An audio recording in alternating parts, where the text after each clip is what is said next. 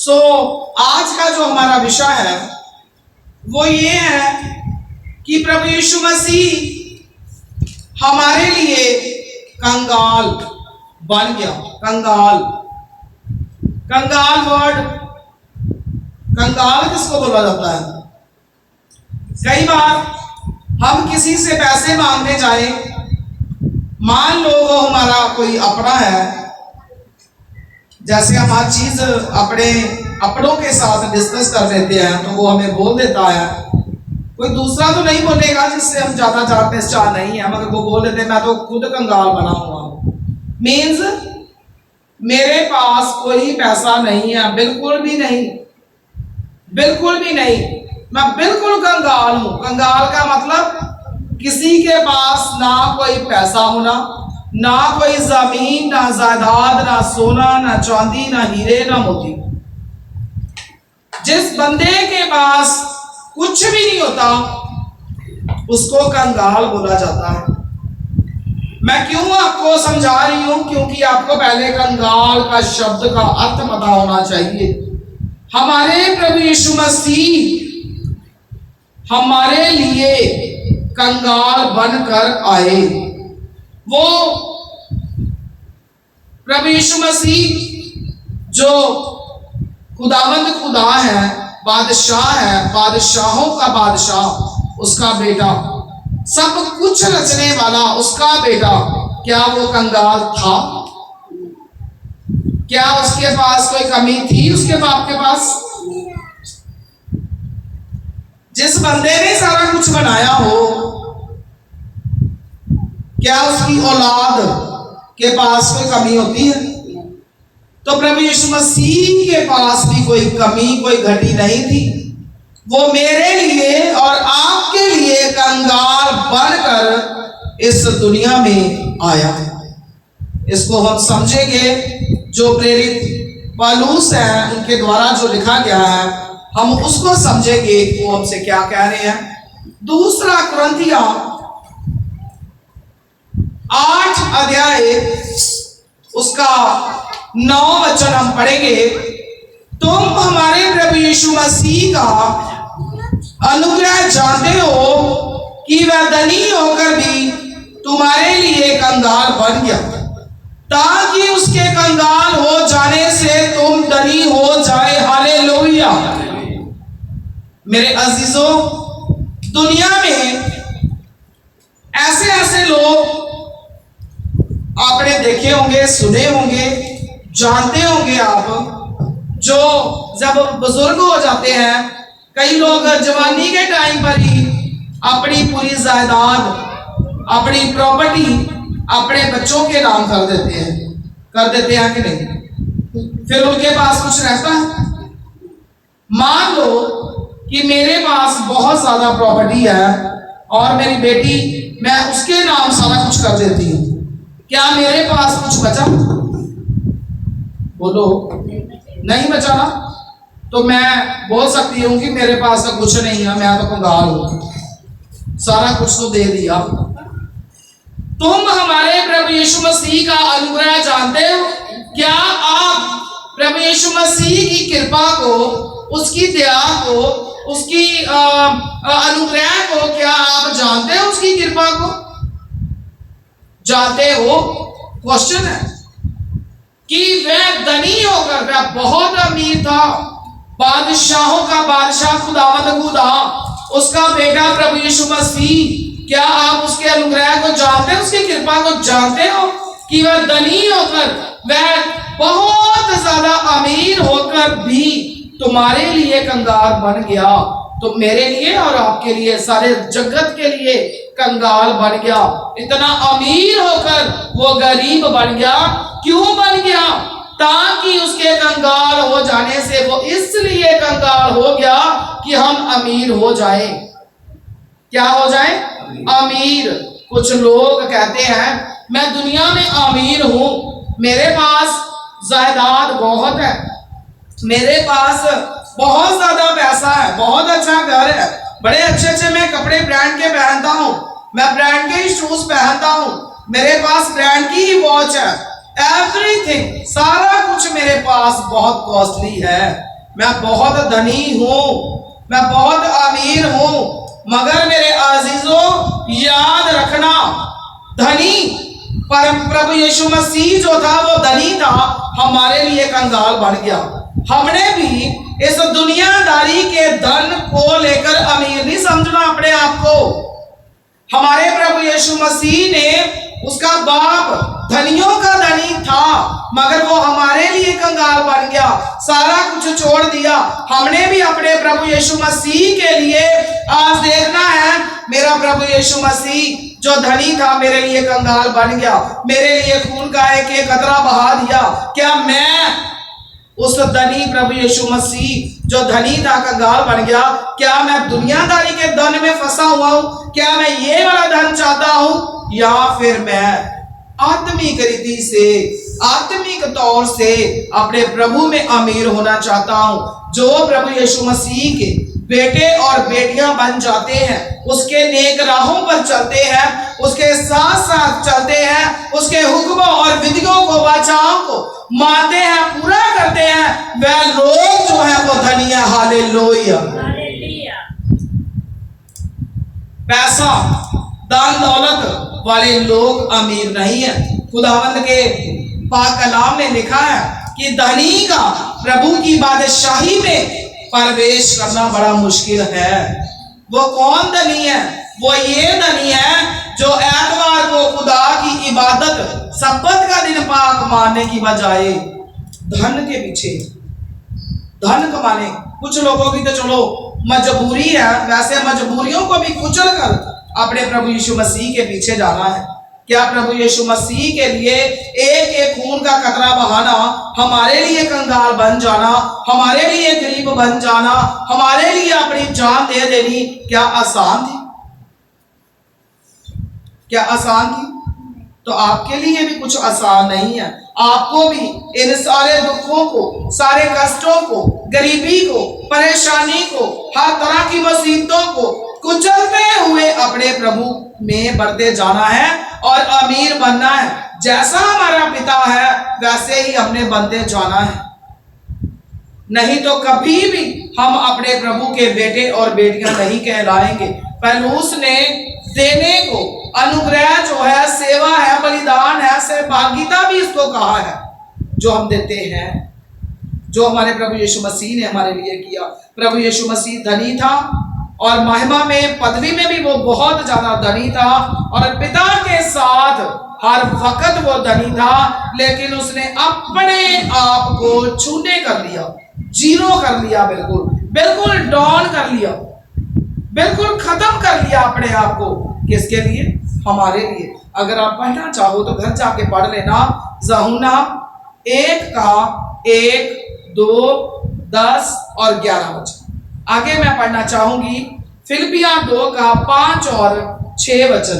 जैसा प्रभु यीशु मसीह का स्वभाव था वैसा ही तुम्हारा भी स्वभाव हो। प्रभु यीशु मसीह हमारे लिए कंगाल बन गए। अब हमने क्या करना है? जैसा हमारा प्रभु यीशु मसीह का स्वभाव था वैसा ही हमारा भी स्वभाव होना चाहिए। 6 में लिखा है, जिसने परमेश्वर के स्वरूप में होकर भी परमेश्वर के तुल्य होने को अपने वश में रखने की वस्तु ना समझा। हालेलुया। मैं आपको समझाती हूं।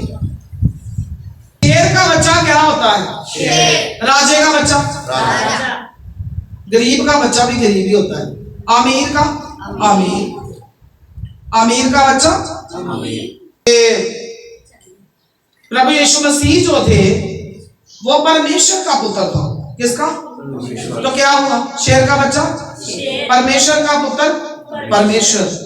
फिर भी उसने परमेश्वर के बराबर भी अपने आप को समझा, अपने वश में करना नहीं चाहा इस चीज को।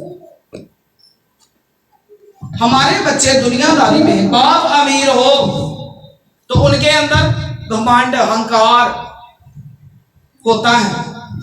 हम कई बार फक्र महसूस करते हैं, गर्व करते हैं, घमंड भी करते हैं कि मैं अमीर माँ बाप की औलाद हूं, मगर प्रभु यीशु मसीह ने ऐसा किया? नहीं। तो हमारे अंदर ऐसा होना चाहिए।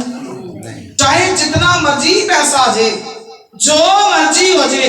मैं अपनी बात करती हूं, पुरानी जिंदगी में मेरे खुदावंद खुदा ने मुझे बहुत इज्जत मान शान शौकत दी, कारोबार दिया। 10-10 वर्कर मेरे पास काम करते थे, मगर बहुत पैसा प्रभु ने दिया, मगर कोई भी एक रिश्तेदार जहां मेरी कोई जान पहचान वाला कहते कि सिस्टर के अंदर, मैडम के अंदर कभी हमने कोई अहंकार घमंड देखा था। मैं हर एक के आगे, कुछ फ्रेंड्स भी हैं मेरी जो सुनती हैं मेरी वीडियोस, वो भी कमेंट करके बता सकती हैं अगर कभी आपने ऐसा देखा था। तो हमेशा मैं हाथ जोड़ के मैडम जी बोलकर मैं अपना काम करती हूँ। सिर्फ मैं अपने काम की तरफ ध्यान देना, पैसे की तरफ मैंने कभी ध्यान नहीं दिया। बस मैंने एक ही सोच थी कि मैंने दुनियादारी में अपना नाम कमाना है, पैसा कमाने की तरफ मेरी दौड़ नहीं थी। आज जब मैं बहुत धन्य और मुबारक और किस्मत वाली हूँ कि मेरे खुदावंद खुदा ने दुनियादारी के कामों से परे करके प्रभु ने मुझे अपना काम दिया है, मुझे धन्य किया, मुझे मुबारक किया, मुझे लाखों में से चुन लिया। मैं अपने प्रभु का तहे दिल से धन्यवाद करती हूँ। हालेलुया। आज बहुत बड़ा काम है जो मेरे खुदा ने मुझे सौंपा है, ये कोई छोटा काम नहीं है। एक आम इंसान के लिए अपना परिवार चलाना मुश्किल है, मगर मेरे खुदा ने मुझे रूह की नहीं, रूहों की जिम्मेवारी सौंपी है। हालेलुया। मेरे खुदा की बादशाही के लिए लोगों को तैयार करने के लिए प्रभु ने खड़ा किया है। ये काम कोई मामूली काम नहीं है। आज भी प्रभु ने बहुत बड़ा जो काम है वो खुदा ने दिया है। आज भी मुझे पैसे का कोई लालच नहीं है, ना मैं कोई पैसा कमाने के लिए खड़ी हूँ। अगर मुझे पैसा चाहिए होता तो मैं कभी भी दुनियादारी के जो मेरे पास इतने डिप्लोमे 3 डिग्रियां हैं, मैं कभी भी उसको ना छोड़ती, मैं आराम से पैसा कमाती रहती। कभी भी मैं चाहती हूँ हम हमेशा ऐसे ही रहें जैसे हमारे प्रभु यीशु मसीह ने कंगाल बनकर हमारे लिए आए, सारा कुछ त्याग दिया, शानो शौकत, अपना औहदा त्याग दिया, अपनी पोजीशन त्याग दी। वैसे हम भी बनकर अपने प्रभु के लिए रहे, तभी हम अपने प्रभु के बेटे और बेटियां हम कहलाएंगे। प्रभु यीशु मसीह कंगाल हो गया, अपनी महिमा को उसने तज दिया, छोड़ दिया, अपने वैभव को उसने तज दिया, अपनी शक्ति को उसने क्या किया? इस्तेमाल नहीं किया। क्या किया? अपने प्रभु की मर्जी को उसने पूरा किया। उसका मजाक उड़ाया गया, उसका तिरस्कार किया गया, उसको बेइज्जत किया गया, उसके मुंह पर थूका गया, उसको सताया गया, धोखा दिया गया। वह दुख उठाता रहा और सलीब की तरफ चल पड़ा। क्यों? क्योंकि वह चाहता था कि वह जो भी कर रहा है वह अपने प्रभु की मर्जी को पूरा करने के लिए कर रहा है। मुझे अपने प्रभु के साथ साथ चलना मुझे अपने प्रभु के साथ साथ चलना है, मैं उसकी मर्जी को पूरा करना है। उसने सारी जिल्लत सही, उसने किसी का मुकाबला नहीं किया, उसने अपनी शक्ति का इस्तेमाल नहीं किया। हम धर्मी ठहराए गए हैं मेरे अजीजों, उसकी संतान अब हम कहलाते हैं। अब हम पापी नहीं, हम पवित्र कहलाते हैं। हमारा जीवन जो है वो स्वर्ग की तरफ बढ़ता जा रहा है और हम धनी बनते जा रहे हैं। वह कंगाल इसलिए बन गया ताकि हम धनी बन जाएं। हमने भी अपने प्रभु यीशु मसीह में आगे ही आगे बढ़ते जाना है, कभी भी अपने पीछे मुड़कर हमने नहीं देखना है। यीशु ने जन्म के समय जब प्रभु यीशु मसीह का पहले आपने सुना है कि प्रभु यीशु मसीह कंगाल बनकर आए। उस क्यों कंगाल वाकई बने थे, इसका हम सबूत देखेंगे। सबूत मैं आपके साथ इसके 8 पॉइंट मैं शेयर करूंगी जल्दी जल्दी, जो साबित करते हैं कि वाकई प्रभु यीशु मसीह कंगाल बनकर आए। सो फर्स्ट पॉइंट इज, जन्म के समय में सिर रखने के लिए भी प्रभु यीशु मसीह को जगह नहीं मिली। क्या मिली? सिर रखने की जगह नहीं मिली ना? मिली थी? नहीं मिली। तो किसको नहीं मिलती? जो कंगाल हो, वो कंगाल बन के आया हमारे लिए, उसको सिर रखने की जगह नहीं मिली जब उसका जन्म हुआ। सो इसको पढ़ने के लिए मत्ती की अंजील 8 अध्याय उसका 20 वचन देखेंगे। यीशु ने उनसे कहा, लोभियों के बट और आकाश के पक्षियों के बसेरे होते हैं, परंतु मनुष्य के पुत्र के लिए सिर धरने की भी जगह नहीं है। हालेलुया। क्या ये सच है? क्या ये सच है? अब आपको श्योरिटी हो गई होगी कि वाकई ही प्रभु यीशु मसीह कंगाल बनकर आए। अगर ना आए, देखो राजाओं का राजा, परमेश्वरों का परमेश्वर जिसका वो बेटा था, उसके लिए बहुत बड़े बड़े इंतजाम हो सकते थे, उसके लिए बहुत हो सकता था, बहुत कुछ, मगर वो हमारे लिए सारा कुछ किया उसने, हमारे लिए। सेकंड पॉइंट समझ सकते हो आप कि प्रभु यीशु मसीह बिना मशहूरी के आगे बढ़ता गया। उसने कभी अपने बाप को लेकर अपनी मशहूरी नहीं करी, बाप की मर्जी को पूरा किया उसने, पिता की मर्जी को पूरा किया, ना कि उसने ये कह के लोगों को पीछे लगाया मैं परमेश्वर का पुत्र हूं, मैं परमेश्वर का पुत्र हूं। नहीं, उसने परमेश्वर की मर्जी को पूरा किया, उसके काम किए, भक्ति करी, वचन सुनाए, लोगों के जीवन बदलने के लिए मेहनत करी उसने। ये नहीं मैं बिना मेहनत मेरे सिर के ऊपर ताज आ जाए, नहीं, वो ताज, वो जलाली ताज, वो मौत कब्र पर फतेह पाने वाला ताज, जलाली बनने के लिए पिता की मर्जी को पूरा किया प्रभु यीशु मसीह ने। मेहनत करी, मुशक्कत करी। ये नहीं है कि बस ठीक है मैं परमेश्वर का पुत्र हूं, तो ये चीज उसने लोगों को नहीं दिखाई, मगर उसने जान दी हमारे लिए, अपने पिता की मर्जी को पूरा किया। आज वैसे आप अपने आप को देखो, क्या दुनियादारी में जो आपके माँ बाप हैं, क्या आप उनकी मर्जी को पूरा करते हो कि नहीं करते हैं? ये जरूर देखो। इसको पढ़ने के लिए मरकुस 6 अध्याय उसका 2 और 3 वचन देखेंगे। सब्बत के दिन वह आराधनालय में उपदेश करने लगा और बहुत से लोग सुनकर चकित हुए और कहने लगे, इसको ये बातें कहां से आ गई? ये कौन सा ज्ञान है जो उसको दिया गया है? कैसे समर्थ के काम उसके हाथों में प्रकट होते हैं? क्या वह वही बढ़ई नहीं जो मरियम का पुत्र और याकूब, जो शेष, यहूदा और शमौन का भाई है? क्या उसकी बहनें यहाँ हमारे बीच में नहीं रहती? इसलिए उन्होंने उसके विषय में ठोकर खाई। उन लोगों ने प्रभु यीशु मसीह को परमेश्वर का पुत्र नहीं जाना, ना ही प्रभु यीशु मसीह ने उनके साथ कोई ऐसी बातें करी। उसने डायरेक्टली चर्च में या आराधनालय में जाकर उपदेश करने लगा, वचन सुनाने लगा, और बहुत से लोग सुनकर हैरान हो गए कि ये क्या कह रहा है, ये इतनी बड़ी बड़ी बातें कर रहा है। तो कुछ लोगों ने क्या बोला, ये तो वही है मरियम का बेटा, ये तो वही है। मतलब उन्होंने उसको नाचीज समझा, ऐਵੇਂ समझा। मगर जो प्रभु यीशु मसीह ने 12 साल की उम्र में वहां पर जाकर उपदेश किया, तो लोग हैरान हो गए, चकित हो गए कि ये इतनी बड़ी बड़ी बातें कहां से कर रहा है, कहां से आ गई इसको। वो क्यों कर रहा था?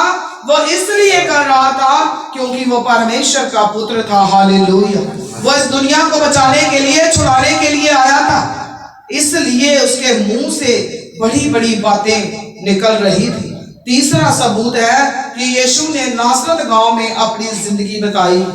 कोई बहुत अमीर देश में नहीं, कोई बड़े अमीर घराने में नहीं, एक मामूली से पिंड में, गांव में जाकर अपनी जिंदगी जो है वो बिताई। आज लोगों के पास थोड़ा पैसा आ जाए ना, तो बंदा बोलता है कि मैंने नहीं यहाँ पर रहना, ये घर अच्छा नहीं है। तो क्या करें? छोड़कर, पैसा है किसी चंडीगढ़ या लुधियाना या बाहर अब्रॉड में हम चले जाते हैं, हमारे पास कौन सी को कमी है। मगर प्रभु यीशु मसीह की सोच ऐसी नहीं थी। उसने बिल्कुल भी कभी कोई घमंड, अहंकार उसके अंदर नहीं था। फिर वह नासरत, लुका 4 का 16 पढ़ोगे, फिर वह नासरत में आया जहां पाला और पोसा गया। चौथा सबूत, यीशु मसीह के लिए कोई भी धन राशि जमा नहीं थी। मैं पहले भी बोल चुकी हूं कि जो कंगाल होता है उसके पास कोई भी धन राशि, पैसा, जायदाद नहीं होते। चौथा सबूत है कि यीशु मसीह के लिए कोई भी धन राशि जमा नहीं थी। इसको आप पढ़ सकते हो मत्ती की अंजील 17 अध्याय उसका 27 वचन।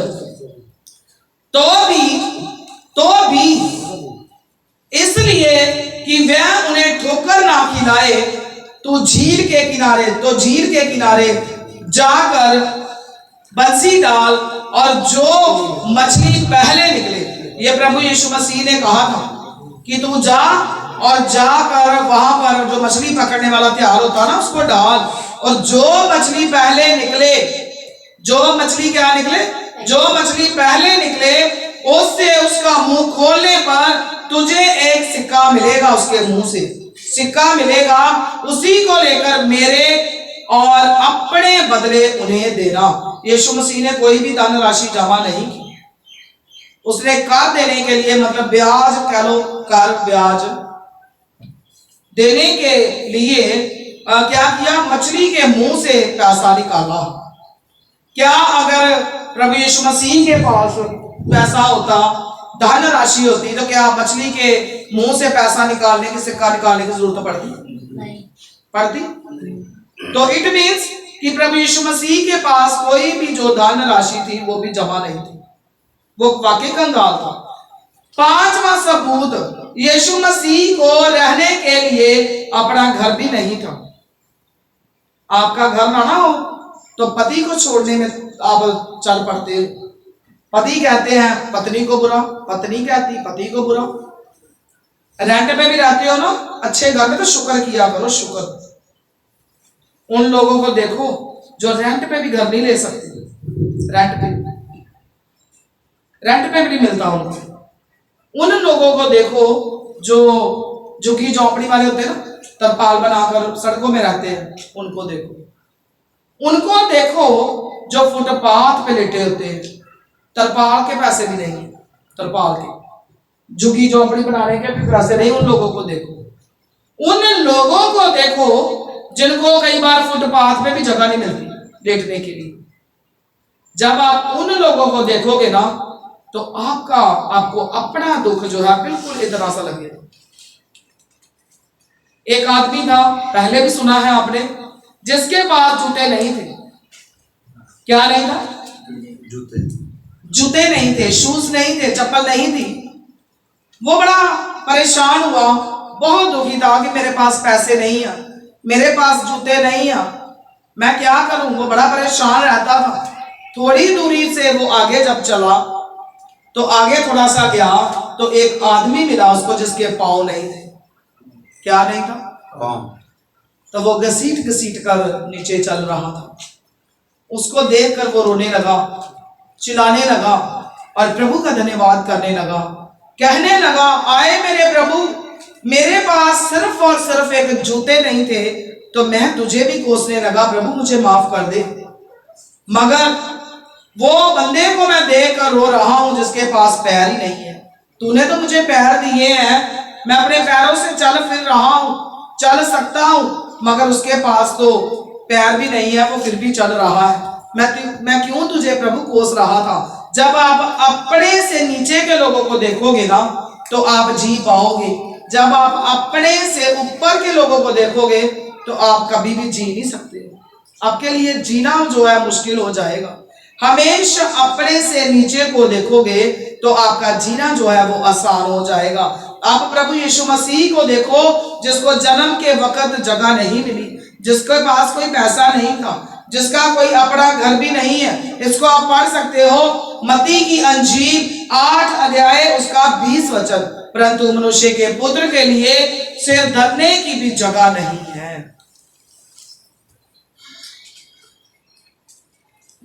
सिर धरने की भी जगह नहीं है।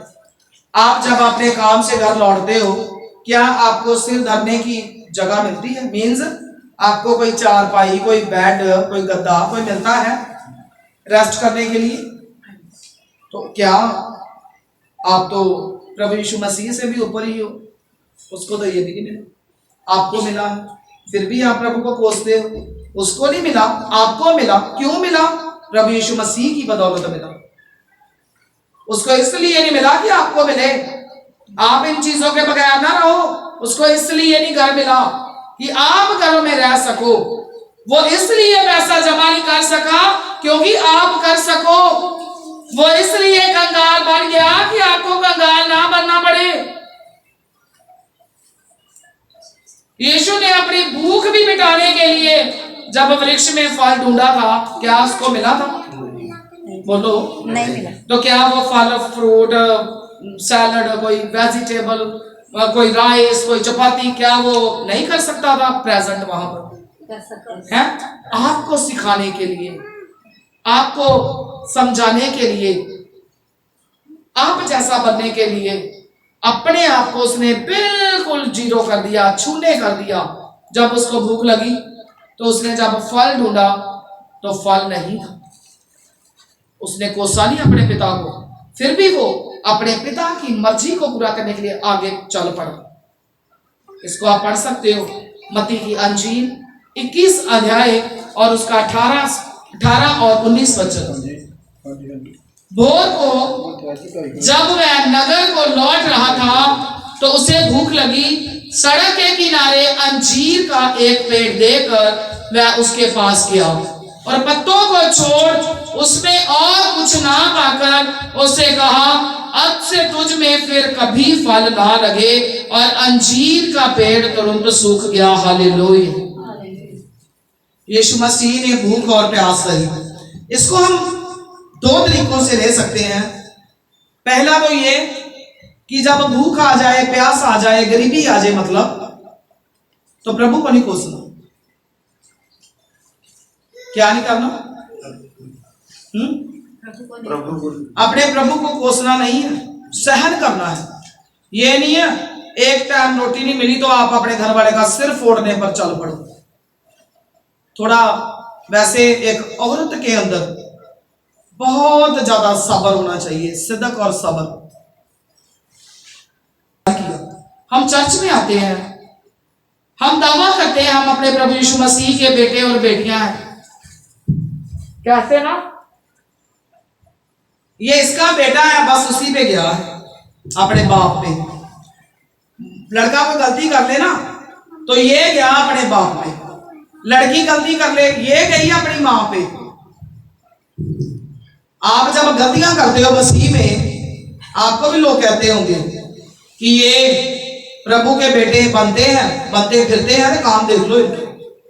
तो जब आप अच्छे काम करते हो, यूनिफॉर्म में चर्च आते हो, अच्छे काम करोगे तो आपके जीवन से बढ़ाई होगी। लोग बोलेंगे इसके जीवन से बढ़ाई पता क्यों हो रही है? ये खुदा का बेटा है, बेटी है, इसलिए हो रही है। तो प्लीज कहते हैं जहां पर आग खुल जाए समझ लो सवेरा आज ही है, सवेरा भी हुआ है। आगे को फिर गलती जो है वो हमने कभी भी नहीं करनी। गलती कोई अच्छी चीज नहीं है। गलती एक ऐसी चीज है जो हम गलती पे गलती हम करते रहते हैं। गलती कोई अच्छी चीज नहीं है। एक गलती करने पर हमें 100 गलतियां करनी पड़ती है। कितनी? 100 गलतियां। जब आप अच्छा काम करोगे ना, आपको कभी डर नहीं लगेगा, कभी डर नहीं लगेगा। आप बेडर होकर घूमोगे फिरोगे। तो जब हमसे गलती हो जाए तो फिर हमें छुपना पड़ता है। इसलिए अपने प्रभु को देखते हुए आगे बढ़ो कि हमारे प्रभु यीशु मसीह कैसे थे, उनके अंदर कैसी क्वालिटीज थी। जब हम सेम वो क्वालिटीज अपने अंदर रखेंगे तो हम अपने प्रभु के बेटे और बेटियां कहलाएंगे, बेटे और बेटियां कहलाएंगे। आपकी पर्सनैलिटी वर्ड को समझाएंगे किसी दिन, एक एक शब्द उसका अर्थ। आपकी जो पर्सनैलिटी है ना, सबसे पहले आपकी बॉडी लैंग्वेज, आपका वे ऑफ टॉकिंग, आप कैसे बात करते हो, आपका चलना फिरना कैसा है, चाल ढाल कैसी है आपकी, आपके अंदर कितनी क्वालिटीज हैं, कितने गुण हैं, वो आपकी पर्सनैलिटी है। कोई लिपस्टिक लगाने, सुरमा पहनने से, ज्वेलरी पहनने से, बड़े कपड़ों में डिजाइन रंग बिरंगे लैसा लगा के चिट्टे सूट बनवाने में आपकी कोई टौर बनने वाली नहीं है। एवं ना वहम से प्यार करो, वहम अपने अंदर से निकाल दो। आपकी पर्सनैलिटी जो है ना उस दिन लगेगी जिस दिन आपके अंदर क्वालिटीज होंगी पैदा अपने प्रभु की, आपके चेहरे से जो नूर है वो चमकेगा। किस दिन? जिस दिन आप अपने प्रभु को पूरी तरह से अपना लोगे। आपकी चाल ढाल जब अच्छी होगी तो आप खूबसूरत लगोगे। आप जब खूबसूरती के साथ एक औरत कपड़े पहनेगी तो वो खूबसूरत लगेगी। ये चीजों से आपकी पर्सनैलिटी डेवलप होती है। ये नहीं है चर्च में वाइट कपड़े बोलने के लिए पहनने के लिए बोला है तो आप ले आओ डिजाइन वाले कपड़े तो पहन के आ जाओ। जब स्कूल में यूनिफॉर्म लगती है तो आपने देखा कभी स्कूल में यूनिफॉर्म पे बड़े लोगों ने डिजाइन डाल डाल के बच्चे आए हैं? कैसी होती है uniform? Very simple and same look होती सबकी। यूनिफॉर्म का बड़े बड़े मतलब है यूनिफॉर्म के। अभी मैं बात ये है कि जो आपकी पर्सनैलिटी है, आपकी इज्जत है, शानो शौकत है, वो यूनिफॉर्म में और इंक्रीज होती है, बढ़ जाती है। दूसरी बात, स्कूल में जो बच्चे पढ़ते हैं ना, कोई अमीर है कोई गरीब है, कोई अमीर है कोई गरीब है, कोई पूरा हफ्ता बड़े महंगे महंगे ब्रांड के कपड़े पहन के आ सकता है ना? तो कोई बेचारे को शायद एक ही सूट पहन के आना पड़े पूरा हफ्ता, है ना? पूरा हफ्ता एक ही सूट पहन के आना पड़े। कईयों को हो सकता है बेचारों को गांडे टोपे लगा के पहन के आना पड़े। इस चीज को, अमीरी गरीबी के फर्क को दूर करने के लिए कि बच्चे सारे अच्छे से पढ़ सके, वो इस चीज के मरीज ना हो जाए डिप्रेशन के, वो पढ़ नहीं पाएंगे। यह आपके अंदर से अमीरी गरीबी के फर्क को दूर करती है, ऊंच नीच के फर्क को दूर करती है कि नहीं? करती है। एक ये फायदा है। तीसरी बात, जब हम यूनिफॉर्म पहनते हैं ना तो सब एक जैसे लगते हैं कि नहीं? मेरे फोन में वीडियो है, सबने वाइट सूट पहने हैं, इधर भी इधर भी, तो बड़े सुंदर लग रहे हो आप, बहुत सुंदर। सबूत, यीशु ने जिसको अपना मित्र समझा वह सभी छोड़कर चले गए। आपके जब अपने रिश्तेदार, कोई भाई कोई बहन आपको छोड़ दे तो ऐसे दुखी नहीं होना, परेशान नहीं होना। प्रभु यीशु मसीह को उसके अपने मित्र, सगे संबंधी सब के सब छोड़कर चले गए। ये मैं नहीं बोल रही हूं, पढ़ो खुदा के कलाम से। मत्ती की अंजील 26 अध्याय उसका 56 वचन। परंतु ये सब इसलिए हुआ, क्यों छोड़ के चले गए? इसलिए हुआ कि भविष्यद्वक्ताओं के वचन पूरे हो। तब सब चेले उसको छोड़कर भाग गए। चेले छोड़ के भाग गए प्रभु यीशु मसीह को। प्रभु यीशु मसीह को किसने मरवाया था? हैं? नहीं, कौन था? चेला था ना? हाँ, तो मरवाया था कि नहीं? तो अगर आपको कोई जेठ जेठानी, कोई भरा, कोई सास सौरा मर सक नाराज हो जाए ना, तो आप बड़े दुखी हो जाते। दुखी नहीं होना, सोचना है प्रभु यीशु मसीह को भी सबने छोड़ दिया था, तो क्या मैं उनसे ऊपर हूं? ये चीज सोचकर अपने आप को तसल्ली देनी है, शांति देनी है। और प्रभु यीशु मसीह जैसे बनना है तो आपको हौसला मिलेगा। उसने अकेले ही अपना क्रूस उठाया, कि जहां उसकी मां भी थी, साथ में बाप भाई बहन थे, अकेले ने क्रूस उठाया। मतलब अकेले ने ही सारे दुख उठाए, सारे कष्ट उठाए। खून का एक एक कतरा प्रभु यीशु मसीह का बहाया गया, सिर्फ और सिर्फ प्रभु यीशु मसीह के मुंह पर थूका गया। अकेले ने ही सारा कुछ किया। मौत के समय भी बहुत कम लोग थे जो रोए थे उस समय, बहुत कम लोग। मगर ज्यादा लोगों ने क्या किया था? बोलो, खुशी मनाई थी।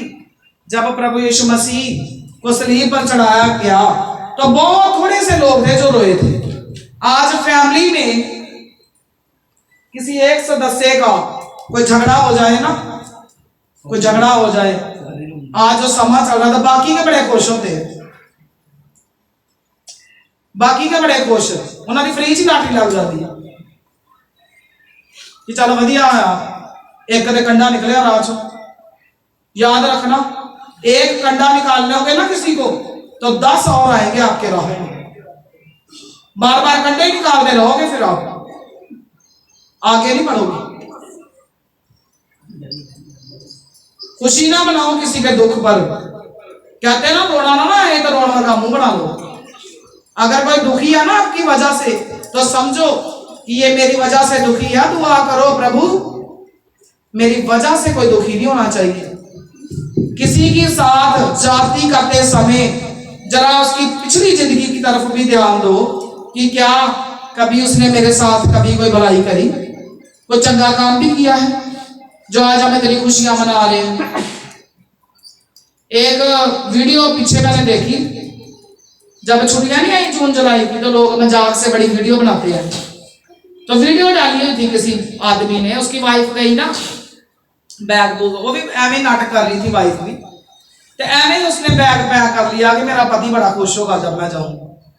वो जो होता नहीं टायर वाला बैग, उसमें कपड़े डाले और ऐसे बैग लेके ना गेट के बाहर जाकर साइड पे खड़ी होगी। तो उसके घर वाले ने ना दवा दव गेट बंद, मेन दरवाजे को कुंडी लगा के ना, तो गीत लगा के म्यूजिक तो डांस कर रहा। वो गेट कूट खोल के ना पे अंदर आ गया। तो उसने जब आके देखा तो वो बेहोश होकर गिर गया। खुशियां मना रहा है कि मेरी वाइफ चली गई। वैसे है कोई भाई ऐसे, भाई गुस्सा ना करो, आप नहीं हो, मैं वैसे बता दी। वैसे करते कई लोग ऐसे कि मेरी घर वाली 4 दिन चली जाए तो वधिया, तो मगरों रोटियां पाते जाओ।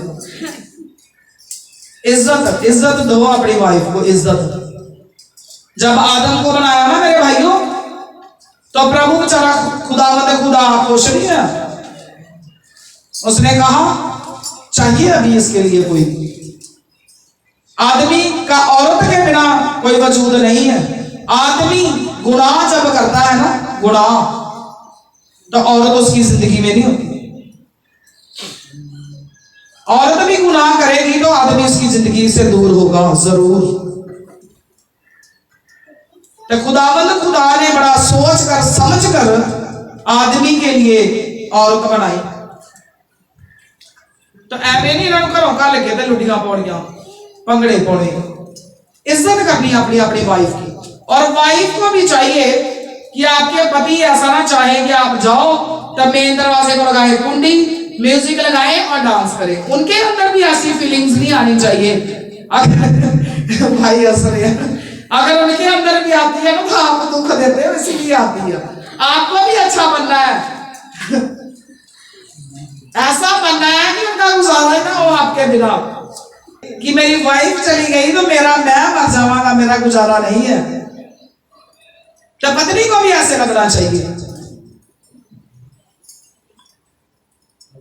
अब आप खुदा के बेटे और बेटियां बन गए हो, उसके कदमों में आते हो, तो एक दूसरे को अपनी तरफ आप मोल्ड करो, अपनी तरफ मोल्ड करो। एक दूसरे के लिए आप दुआ करो। अगर आपको कोई छोड़ दे तो टेंशन नहीं लेनी है, और भी आगे बढ़ना है। 8वां सबूत, उसको सबसे कम कीमत में बेचा गया। किसने मरवाया था प्रभु यीशु मसीह को? चेले ने, यहूदा इस्करियोती ने। कितने पैसों में? 30 चांदी के सिक्के। 30 चांदी के सिक्कों में प्रभु यीशु मसीह का मोल डाल दिया, उसने बेच दिया। तो बाद में बचा वो कैसे मरा? अपने आप को फांसी लगा ली, खत्म कर दिया। प्रभु यीशु मसीह का मोल देखो, 30 सिक्के लगाया उसके चेले ने, उसके सबसे करीबी ने। अगर आपका मोल कोई 1 रुपया भी लगा दे ना कि ये बंदा सही नहीं है, तो घबराने की जरूरत नहीं है। वो बादशाहों का बादशाह था, धनियों का धनी था, जो हमारे लिए कंगाल बना, गरीब बना गया, उसको मरवाया गया, उसको पकड़ाया गया। जो उसके चाहने वाले थे उन्होंने हमेशा, अगर किसी को कोई दर्द देता है ना तो उसके चाहने वाले ही देते हैं। उसको कोई दुख देता है तो उसके चाहने वाले ही देते हैं। उसको कोई टोए में, कुएं में धक्का देता है ना तो उसके कोई अपने ही देते हैं। यूसुफ को उसके भाइयों ने बेचा ना कि नहीं? है, खड्डे में फेंका था कि नहीं? किसने? लोगों ने।